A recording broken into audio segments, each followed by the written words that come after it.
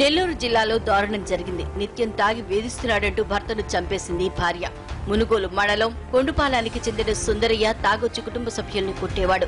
దీంతో విసిగిపోయిన భార్య రత్నమ్మ కత్తితో నరికి చంపింది.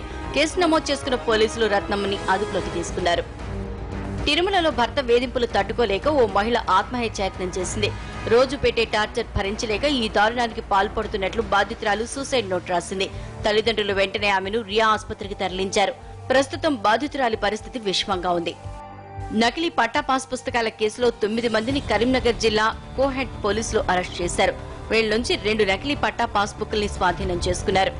ఖరీఫ్ సీజన్ ప్రారంభంలో గుమ్మడి రాజయ్య అనే రైతు కోహండ్ ఎస్బీహెచ్ బ్యాంక్ లో పట్టా రుణం కోసం దరఖాస్తు చేసుకున్నాడు. అతను ఇచ్చిన పట్టా పాస్ పుస్తకాన్ని వెరిఫికేషన్ కోసం తహసీల్దార్ కార్యాలయానికి పంపించారు. అధికారుల పరిశీలనలో అది నకిలీగా తేలింది. దీంతో బ్యాంక్ మేనేజర్ రైతుపై పోలీసులకు ఫిర్యాదు చేశాడు. విచారణ ప్రారంభించిన పోలీసులు అసలు సూత్రధారి సింగిరెడ్డి జనార్దన్ రెడ్డితో పాటు మరో 8 మంది నిందితుల్ని అదుపులోకి తీసుకున్నారు.